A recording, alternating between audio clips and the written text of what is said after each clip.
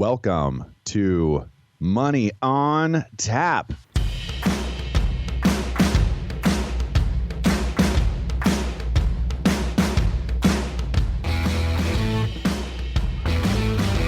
Money on Tap, your personal finance headquarters, where we bring out the professionals' experience and some fun in what we call three-dimensional investing, utilizing insurance, brokerage, and fee-based planning.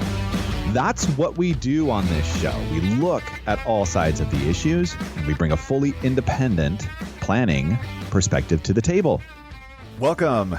You are listening to Money on Tap. My name is Seth Krussman, and I'm joined here once again with Dan Mickelin and Ben Brayshaw. How you guys doing today? Good, Seth. How are you? Doing well. Dan? Doing really good here as well. I was so convinced, Dan. So convinced. You can reach us at 855-226-8551 or info@yourmoneyontap.com. And it is going to be a lot of fun to be able to hang out with you guys today and talk about something that, as financial planners with Brayshaw Financial Group, is a topic that we have all the time on our desk, and it's always front of mind for us. And some of you might be saying, "Oh, I know the answer to that." Right? It's like you're in Sunday school. It's Jesus, right? That's always the answer to the question in Sunday school. But for us, it's always like, stocks or bonds or no. We're actually talking about giving today. I like giving. I like getting gifts, and I like giving gifts, Seth. Are we talking Christmas giving, or what kind of giving are we talking about? I'm not talking about your love language, Ben. I'm talking about we are talking about giving in many different ways. So we're going to cover some of these bases that are going to be really probably outside the norm of the topic for you. But and in that place, we're going to spend some time talking about some of the value of what giving does for you as a person. So if you're not a giver, or if you feel like we're passing the offering basket at this time, and this is when you need to just, change the channel, don't worry. It's fascinating information that we're going to be covering. But then we're also going to be getting into a lot of strategies, things that givers need to be aware of that either they're not taking advantage of currently. What are some of the tax changes that have happened? What are some of these corridors of giving that have been understood previously and are changing in the future, and what we're going to be looking at as far as what's coming up now? So we're covering the selfish side of giving, right? So what you get for giving. I just realized this is probably a good conversation for us to have prior to jumping in and recording and getting on air. If I forgot to include you guys this week, I apologize. Right? We're got a lot to cover, and get us started here. We're gonna jump right into money in the news.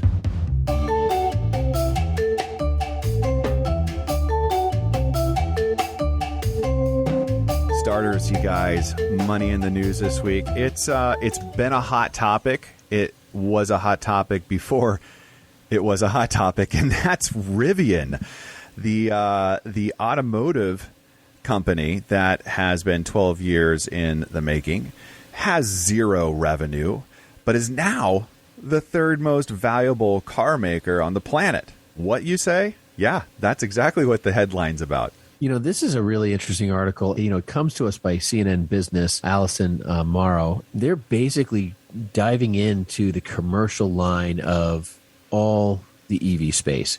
And they currently are in talks, and I don't think it's a signed contract. I did, in digging through this article, Amazon is looking to purchase 100,000 vans from this company, and they have designed it to be delivery vans that are obviously electric vehicles, but they're also designed to have the capacity to hold boxes better, the in and out for the driver, for speed and efficiency for delivery, because they're constantly getting in and out of the van, and how do they make that easier?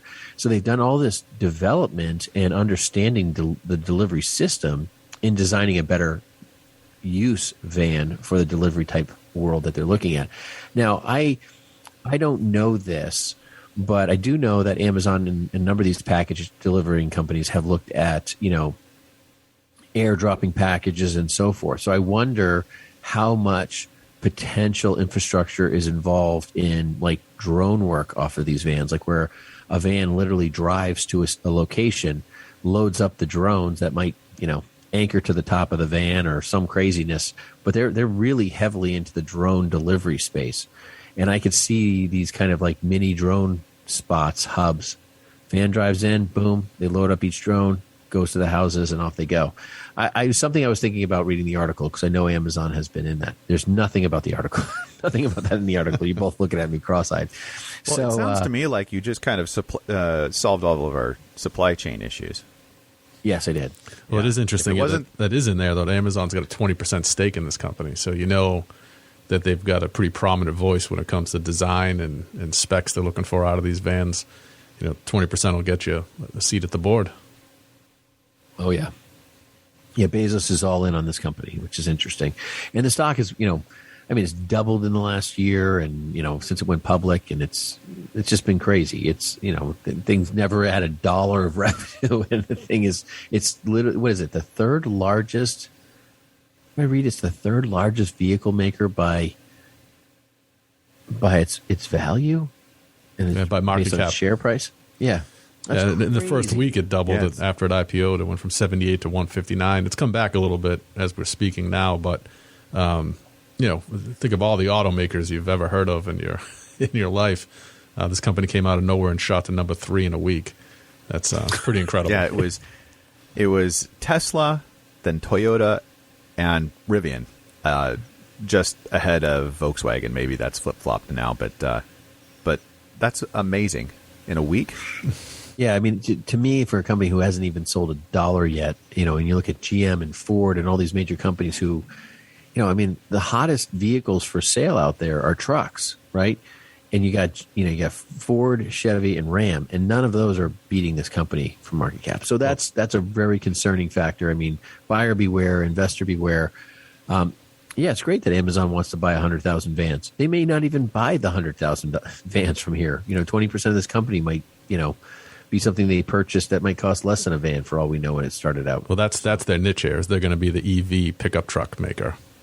So they're looking at all the industry opportunities there and your contractors and that whole commercial section of the marketplace, and they're positioning themselves to be the number one player there.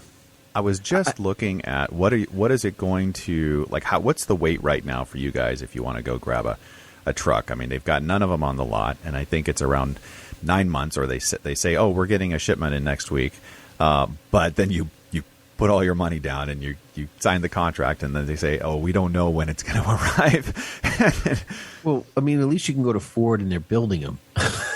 Okay. You go to Rivian, it's like, oh, well, we're still in the design phase. Right.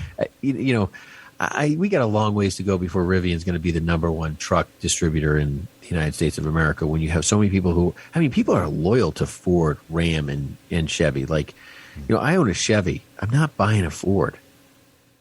Sorry. Well, I own the car I own, and that's the one I'm going to stick with for the moment. That's how loyal I am.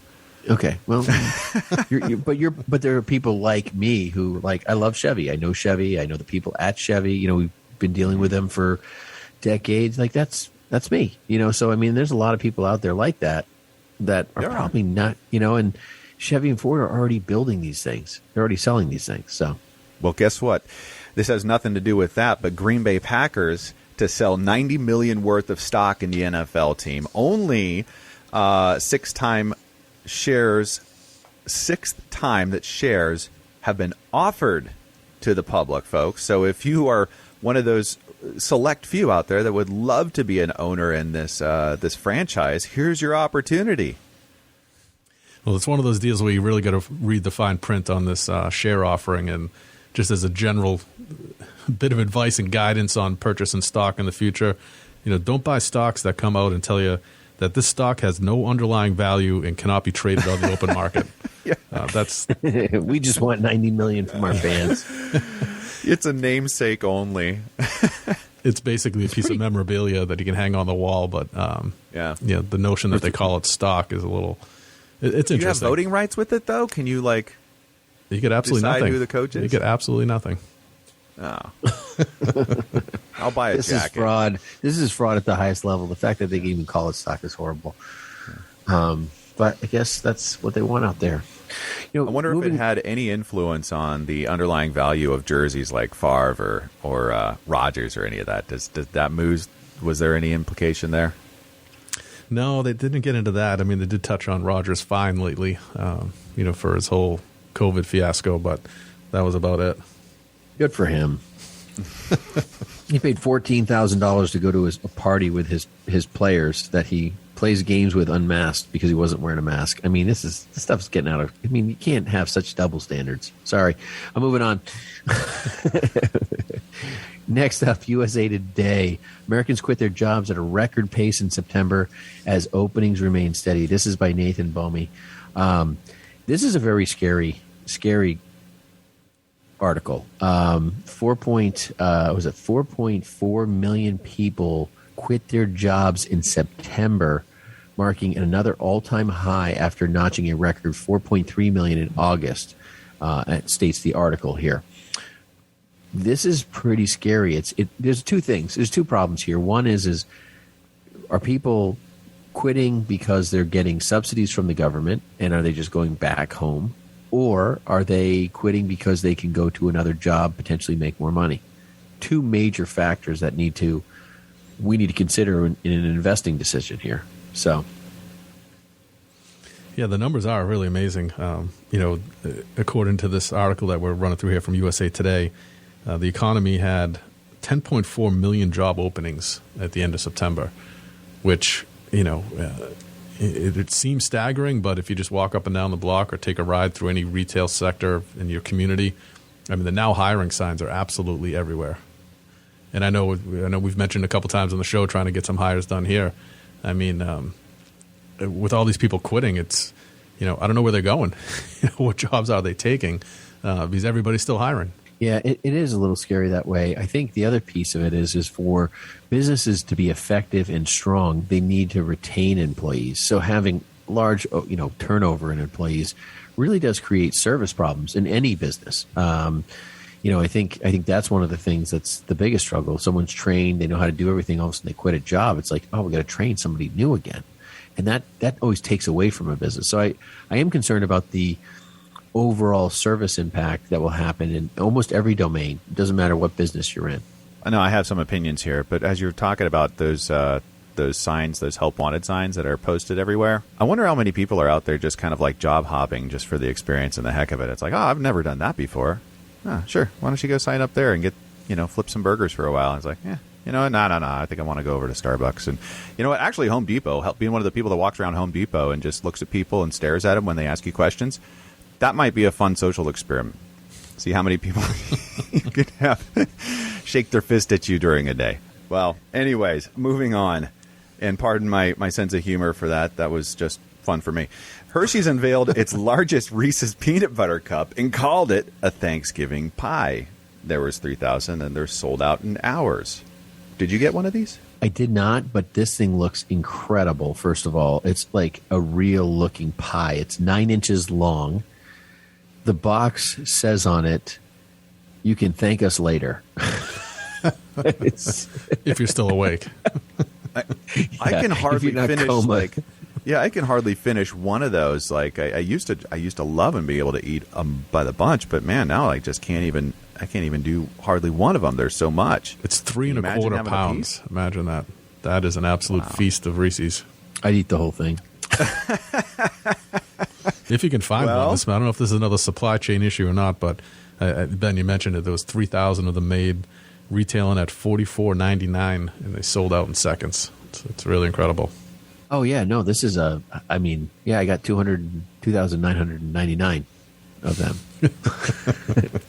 No, this is actually pretty cool. I mean, I know we were normally going to do 3 articles, but this was just really neat. And I thought this was, it actually is like thick, like a pie. I mean, when you think about a little Reese's cup, it looks like a pie in a miniature world, but this thing is, this is like the real deal. So they've even got a picture of someone cutting it and pulling it out like a bison.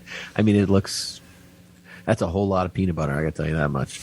I think that's going to do it for Money in the News. You're listening to Money on Tap.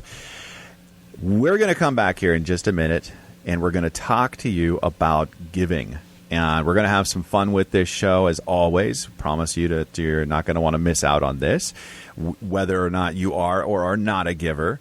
This is The Giving Show, and you're listening to Money on Tap. We'll be right back.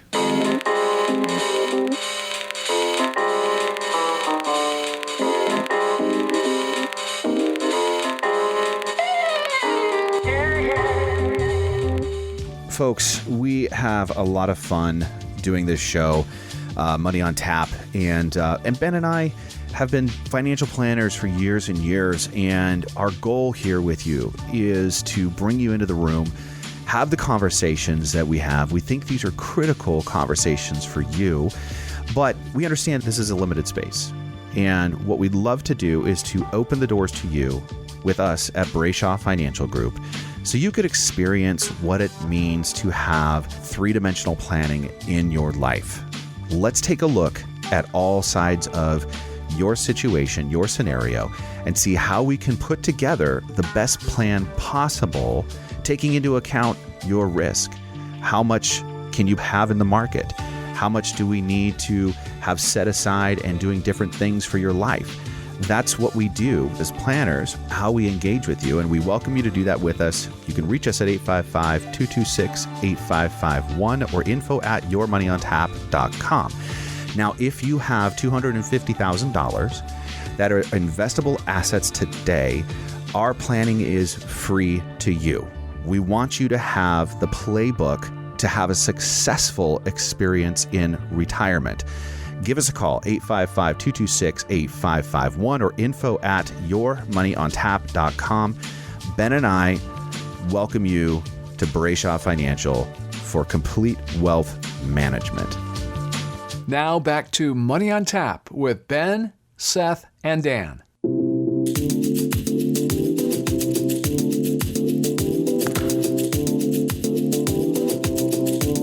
Welcome back. You're listening to Money on Tap. You can reach us at 855-226-8551 or info@yourmoneyontap.com.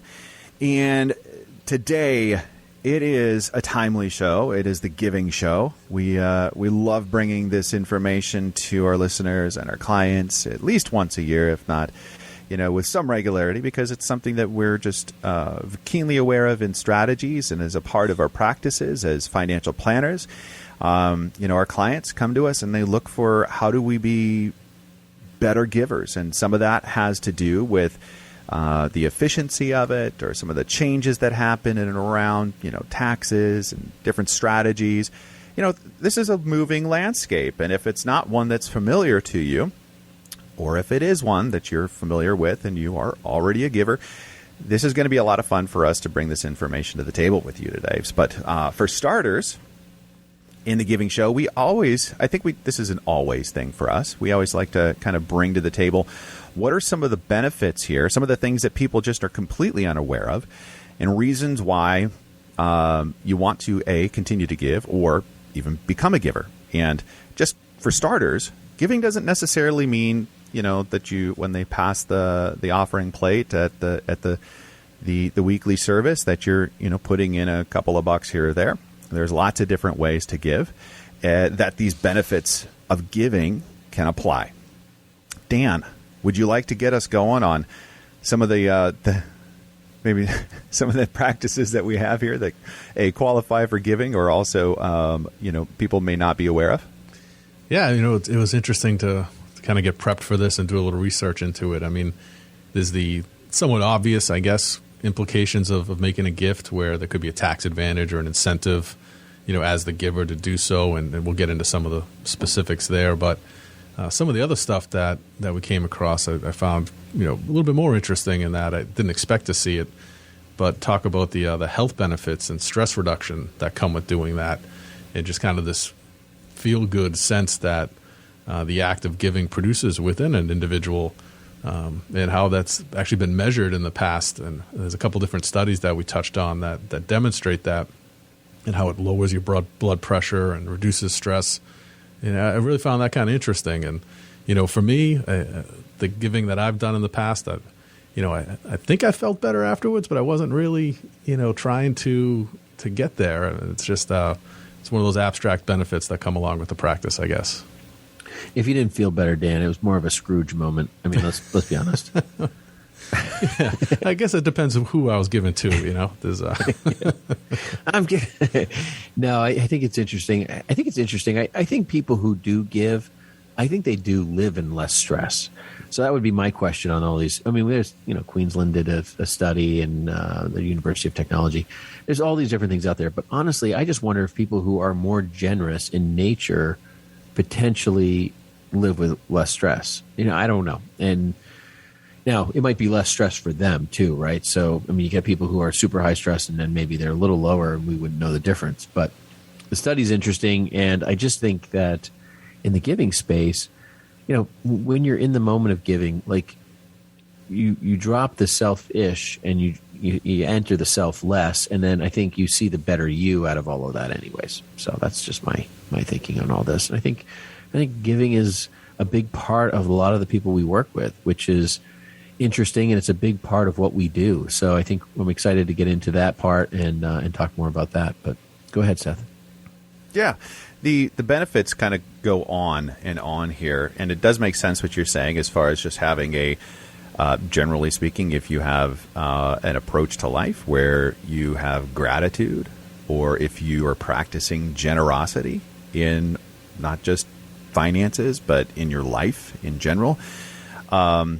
There's a lot of studies out there, and I actually picked up a book the other day called The Happiness Advantage, and there's a ton of information, really a fun, quick read, but it's a Harvard professor student professor that was noticing some of the benefits that people that had happiness in their life were experiencing, and it was a lot of success in their life. And one of those things that he touched on is just the generosity that these people would have. Like, one of the paths for them to be happier people is that generosity.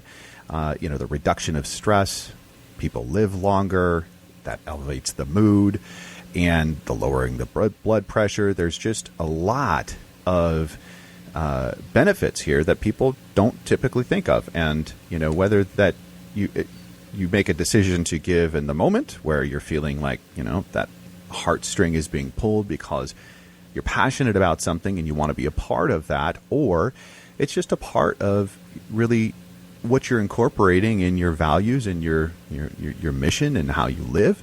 All of them come together to really have these similar benefits. So something there that we like to bring up, because I don't think a whole lot of people out there even talk about this or are aware.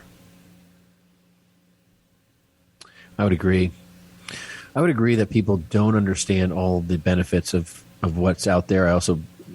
People have no idea what they can even do, which I think is really the saddest part. And, if we can use this show to be more of a catalyst to get people to actually engage in conversation about giving, to see if it's even an option for them. So if somebody's not a giver and you're listening to this show and you're saying to yourself, you know what, I'm just, checking out right now, I would encourage you not to, because there's a lot of benefits outside of this. If even in the selfish side of giving, because there's a lot of opportunity where people can manipulate in a healthy way and in a good way the taxable scenarios around things that would even involve not just charitable giving, but giving to families. And we're going to talk about that too, and how to, mitigate taxes for your family and so forth. So before we actually get into that, I did notice a couple of things here, which is some of the ways that we've picked up along the way to be givers that maybe people are not familiar with, in really a transition of how people buy and how people shop and what people do. There are some ways that people can just be doing what they're doing and just maybe add an app or some other way to incorporate in their lifestyle a way to give. And what do I mean by that? What's an example of that? Okay, that was a lot of nothing about nothing there, Seth. So what I'm talking about are things like Amazon, right? Where in your daily shopping that you do at Amazon, or if you are not an Amazon shopper, there's other places that do this as well. But what they wind up doing is they on qualified purchases, which most do, they wind up taking a portion of that and directing it to a charity of your choice. And if you've done any shopping at Amazon, you can, or if you've already done this, something that's pretty cool is you can see, well, there's been so much that has been given to the charity of my choice while I've been continuing to just do life as I normally would do. And there's all sorts of different things out there and apps like this. I saw one for like Samsung for charging the phone was one of them. There's, Good Search and Shopkick and Social Vest and, Charity Miles, which has to do with, you getting out and biking or exercising or just grocery shopping around and walking these miles. It's like it takes those pieces of what you're already doing and builds another route for you to be generous and donating simultaneous to that.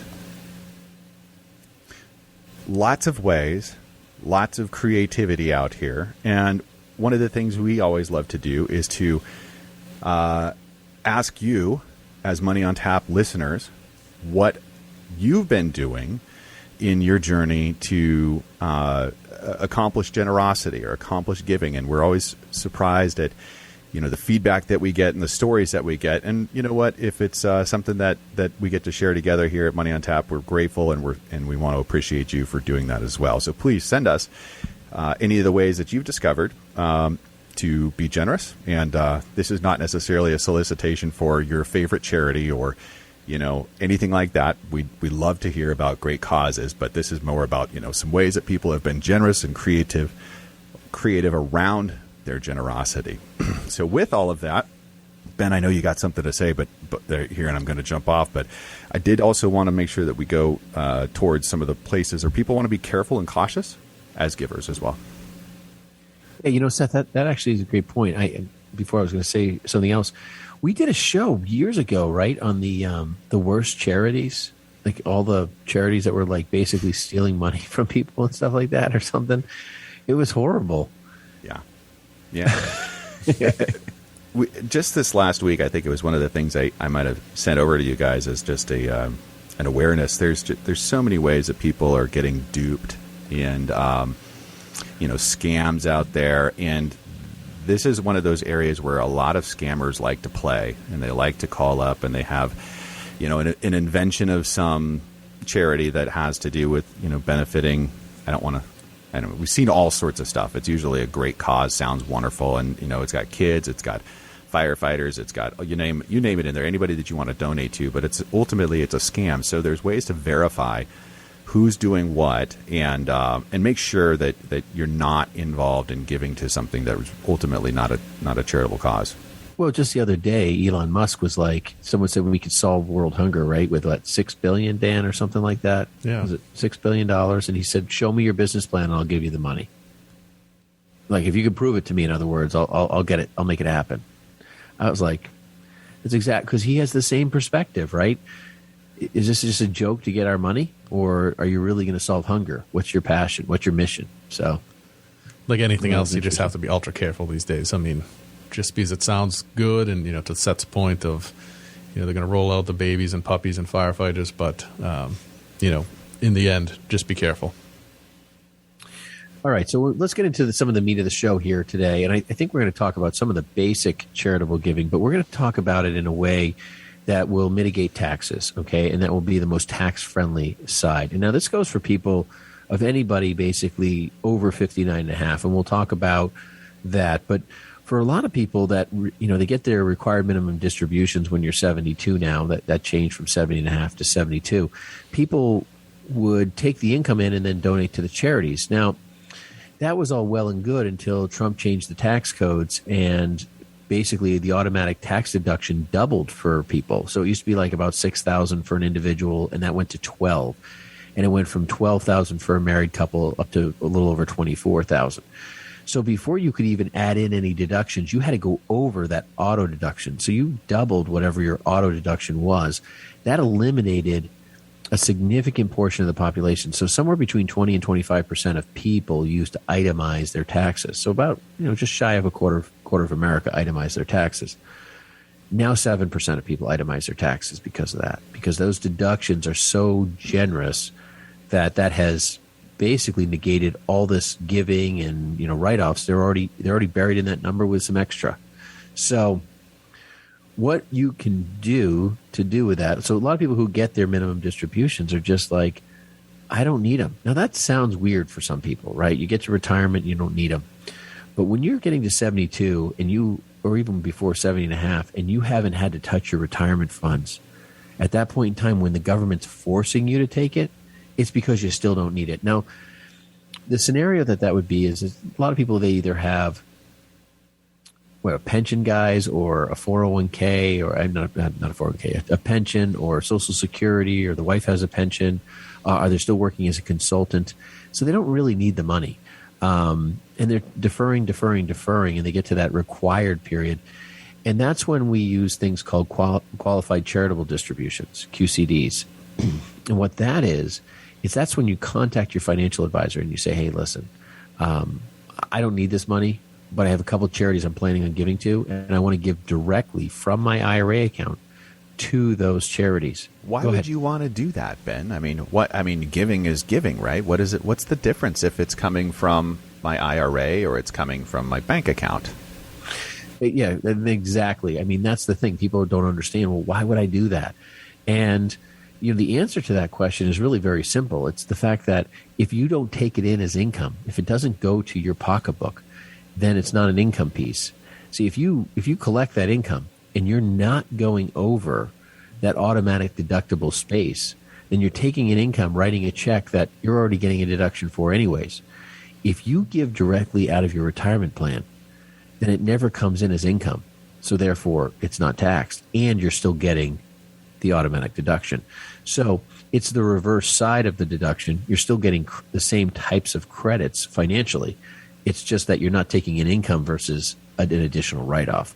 So for people who are listening, if you're looking at RMDs and you're giving and writing checks out of your own pocket, you really need to start talking to your advisor and having them come directly out of your IRAs. Now, for somebody who might be 59 and a half, 60, looking to do some sort of specialized giving, and that happens.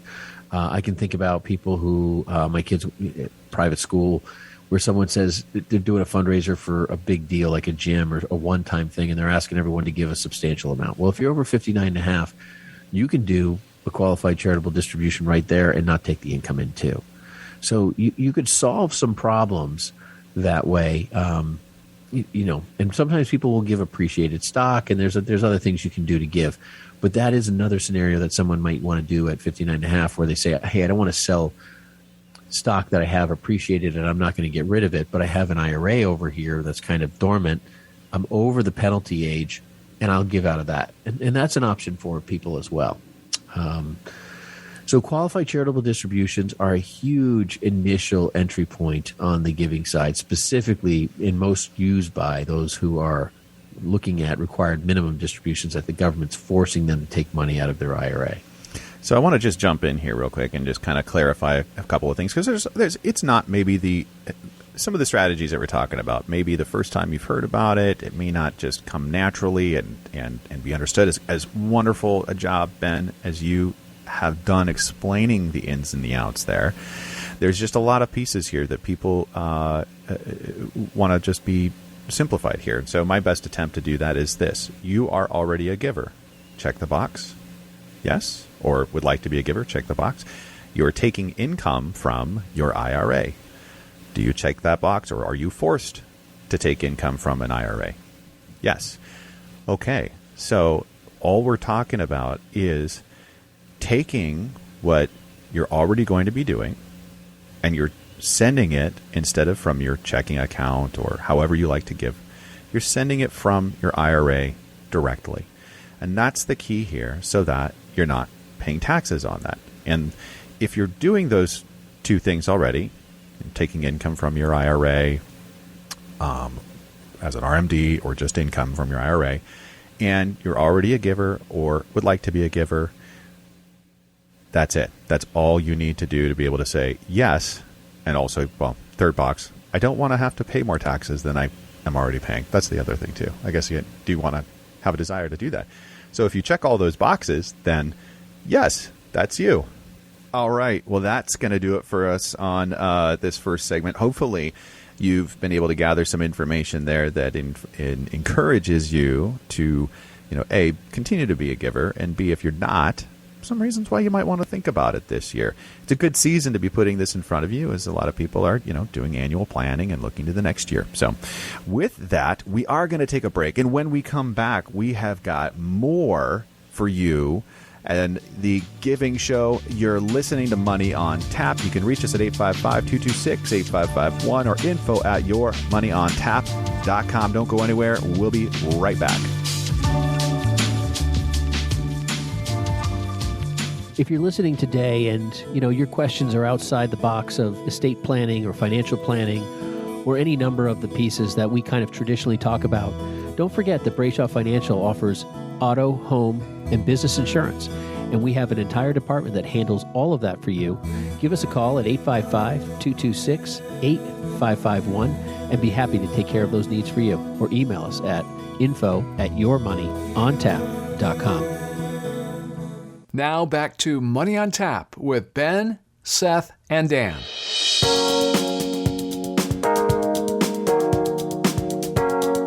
Welcome back. You're listening to Money on Tap. You can reach us at 855-226-8551 or info@yourmoneyontap.com.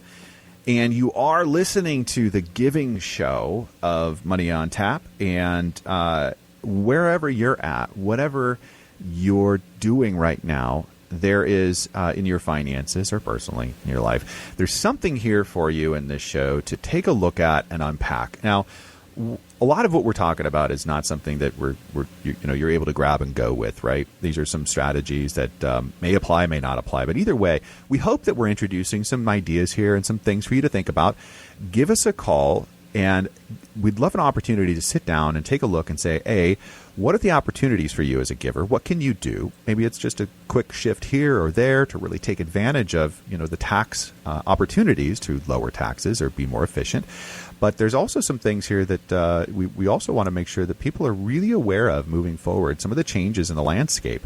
And we're going to get to some of that stuff. But either way, give us a call at 855-226-8551 or info@yourmoneyontap.com if you have questions about how can you be a better giver or how can you start to become a giver as well. To start us off, Ben, I know you've got a ton under the hood. You do a lot of work in this space, and I just appreciate how this is your heart as well, as Brayshaw Financial's group's heart with our clients to be working in this space. And to get us started here, what do you have to say as far as donor advised funds? Can you give us a little bit of some feedback on that? Yeah, Seth, you're right. I mean, I work with schools, I work with churches, I work with all sorts of nonprofits and helping them develop fundraising, help them, work in the charitable trust space, plan giving ideas, and all sorts of different things. One of the areas we work in is donor advised funds, and that's a very interesting, huge opportunity for people on both sides. Now, somebody who's in the giving space in this is going to kind of take the qualified charitable distributions we talked about earlier to a kind of a different level. Same thinking, same conversation, but not necessarily qualified dollars. Now, what it has to do with is when people are looking at their tax situation and saying, goodness gracious, I get a $24,000 automatic deduction every year, and I give, $10, $15, $20, $30,000 a year to a charity. Well, let's say it's $30,000. Well, you're only getting the additional $6,000 deduction above the $24,000 the government gives you automatically. Like, that's free. The government gives you a $24,000 deduction, a little bit more than that, by being married, filing jointly. You have to get a number bigger than that for the number to be higher for you. So it's not like, hey, you get 24 and you'll get your $30,000 charitable contribution deduction so now you're talking 54. No, the government says your number and our number, you take the higher of the two. So if it's 30,000, that's all you're going to get, and you just negate that free 24 the government has. But if you have access to funds and liquidity, and deductions are really highly important, what you might do is say, well, I give to this church every year or this charity every year $30,000, and I've got $100,000 sitting in a brokerage account that I just made a ton of money in the stock market over the last 3 or 4 years. And you say, you know what? I can give all that money today in a donor advised fund. I'll give the $90,000 today. and I'll put it in a donor advised fund, and that donor advised fund will give that charity $30,000 a year for, say, the next 3 years. Okay? But what happens is you get credit giving all of those dollars today. So what happens is you go this year when you do that deduction, and follow me, I know this might be a little bit much for some people, but yet your $100,000, you give that this year. Now you've superseded the $24,000 the government naturally gives you, right? That automatic deduction, you're at 100. So now, you're at 90. I'm sorry. You're at 90. Okay. Sorry, I'm going to confuse people any worse than I need to, right? Now, everything, that full 90 is deductible. Then you negate the 24 this year. Okay, so you get the full 90. But the next 2 years, you don't give anything to the charities directly out of your own pocket. The donor advised fund, the company holding those dollars, will give it over the next couple of years. And you automatically get the $24,000 deduction for the next 2 years without any money coming out of your pocket. And so now when you add everything together, right, you're looking at $138,000 or whatever the deduction is over those 3 years, versus if you had given 30 each of those years, you would only had a $90,000 deduction.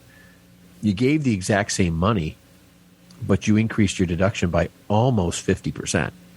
Okay? Big difference. Super powerful. And I've been holding back on that here for a while for you, Ben, because I was getting pretty excited. I was like, jumping out of my skin with what can we do? But one of the questions that I get from our listeners is, well, do I have to give all of that to the same charity? How does that work? Well, you know the answer. No. So that's the easy piece, right? So you can choose as many charities as you want, and if you're looking for charities, there's plenty of companies who hold the donor advised funds that do that. Now, that's not something we hold for people. We help people in the planning piece to mitigate the taxes to create additional opportunities financially elsewhere. So some people are like, well, I don't give that much. That's okay. That's okay. The next part of the show is for you, because we're going to talk about your family and giving opportunities there and how we're going to move into that. And I'm going to, and before I finish, like, we work with a lot of nonprofits. So, understanding giving, planned giving, charitable trust, all of those pieces out there, there's a lot of detail to this space. And we've done shows on that. So you can go back and you can listen to our shows and you can get some information on those pieces. And those are really highly detailed. But what I would suggest is if you have some and there's a lot of people who are kind of getting to that last phase of life, and they're starting to say to themselves, I want to leave a legacy. If you're a person that says, I want to leave a legacy, there's a lot of things you can do to leave a legacy for charities that you sponsor, support, love, your heart's, it could be a college, an institution, something that made a real difference for you that you want to make a difference to somebody else, and give to your family. Like, if those are things you want to accomplish, people think it's like either or, but sometimes you can amplify them both to create opportunities for both that don't exist not doing anything. So if that's a piece that's, a listener is having and saying, hey, listen, how do I accomplish all of this? This is what we do.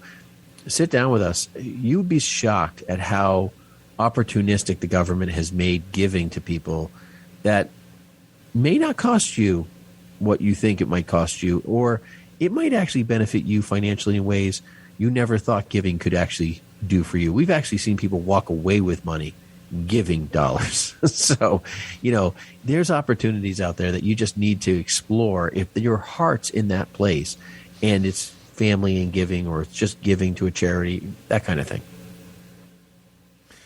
Hey, thank you, Ben. Appreciate that so much. Dan,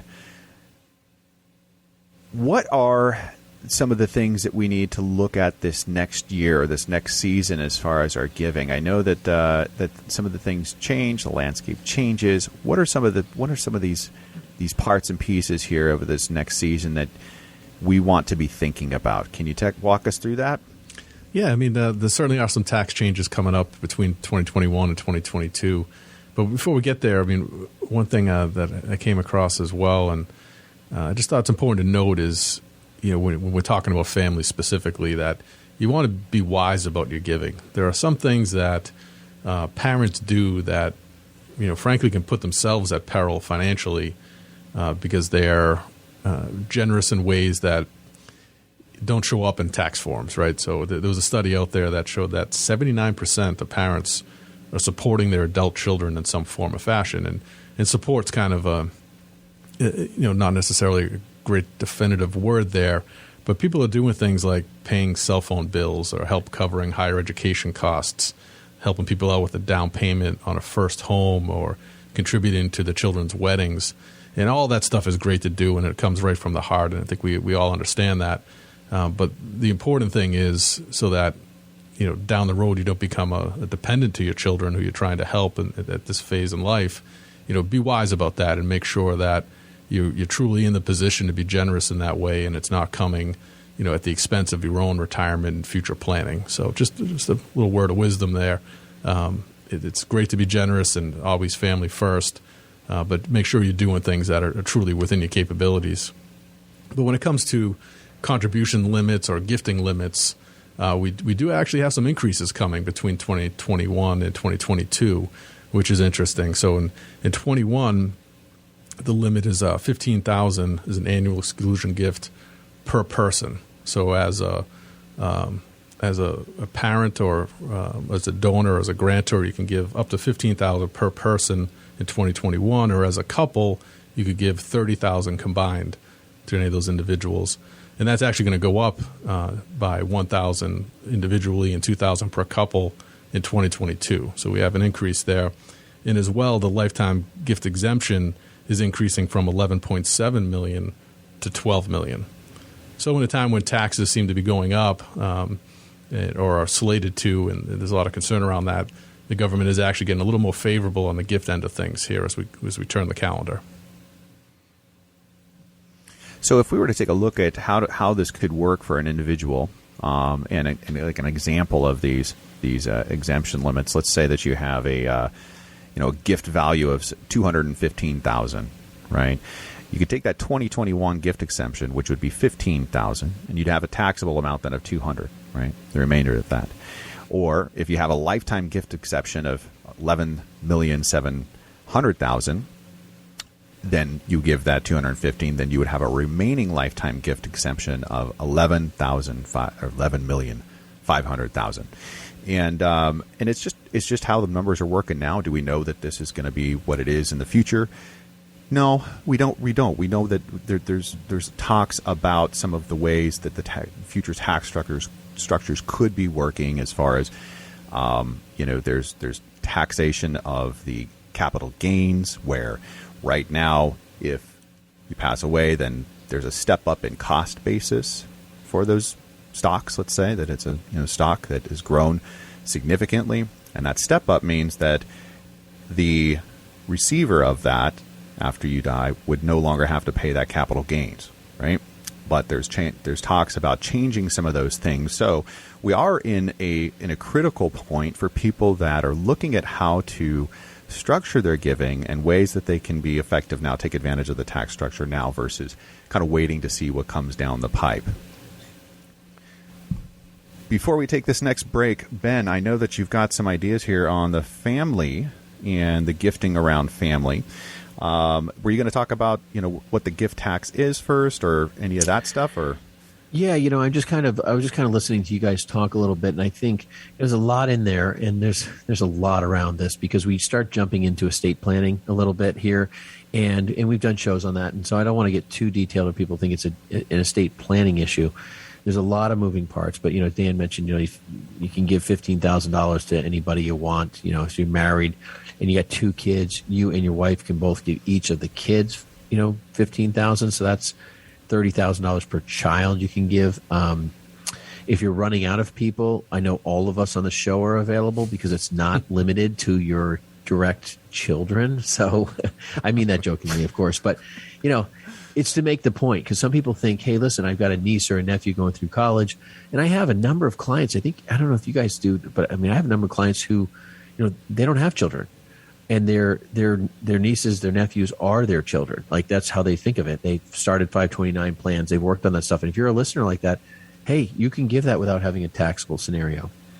In the kind of the overall gifting strategies, right now you can give,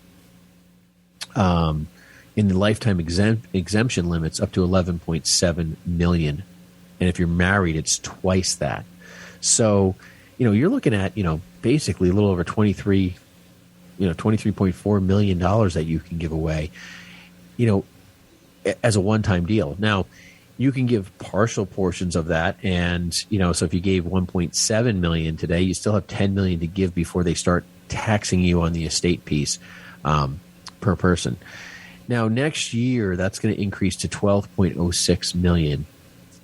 And, this is one of those areas I would tell you that has always been an issue because it's never been made permanent. They've, this was a big push on the Republican side to say, hey, make these tax laws permanent. And no one has actually ever pulled the trigger to do it. They all talk about it. They've had the majority in the House, in Senate different times, and it's never happened to be permanent. So I think everyone's scared because they don't know what the tax bills are going to need to be one day. And,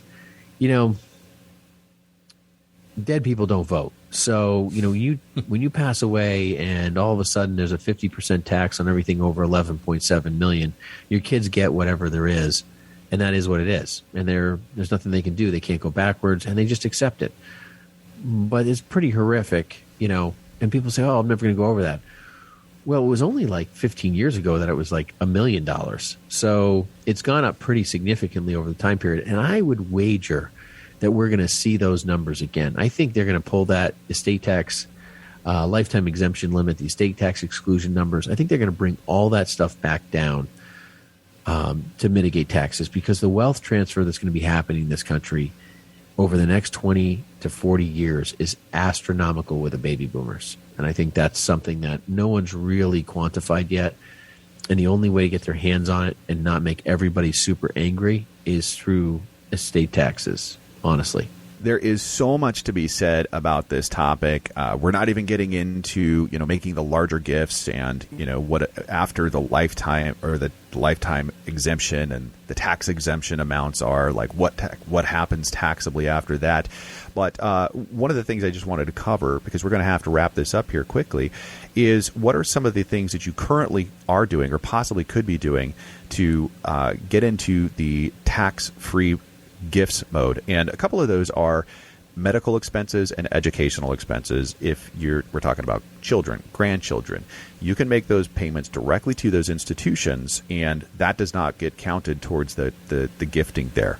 Yeah, and I think there's a lot of opportunity in UPMA accounts and Unified Transfer to Minors Act, and those types of accounts are opportunities that I've seen grandparents do, I've seen parents do, I've done them. There's a kind of a quasi control, right? They can't use it for certain reasons until certain ages. So you got to check your state and whatnot. There's a lot of giving opportunities out there. I think the thing is that we could never include the 40 million of them on this show. And, the problem is that when you're trying to figure out how to do something and you start going to Google and start researching it, you're going to come up with like the top items that most people use. But the detail is with the planner, right? So at the end of the day, when you're actually sitting down with somebody like us, we're going to tell you, hey, in everything you're trying to do, have you ever heard of this? What about this? You know what? If you want to accomplish all of that, we could do this and solve these problems. Those are the conversations you really want to have, because that's what happens here. If you're not getting that, I would encourage you to sit down with somebody. Google is not your answer to tax planning. That's probably the worst thing to do. And your CPA, when you go see him in April, doesn't have time to talk to you. So I would encourage you to talk to them at least sometime after they get back from their vacation in April and May and maybe all of June. Talk to them then and then start really doing planning that way as well. That would be my final thoughts. Dan, what do you say? Yeah, I just think, for me, I hope this was as enlightening to everybody out there and really just opens up your mind and your hearts and potentially the wallet to different gifting strategies. Because that back-end benefit that we kind of opened the show with, you'll feel better about yourself for having done it. And there's some health benefits as well as the financial end. I just like to say thank you to both of you guys for this show. It's a privilege and a pleasure to bring it to the groups that we're talking to today. And if that's you, if you're a listener, you can reach us at 855-226-8551 or info@yourmoneyontap.com. thank you so much, and we appreciate you taking this information and applying it to what the future looks like and whatever your new plans are. We're here for you. We look forward to talking to you. Have a great week.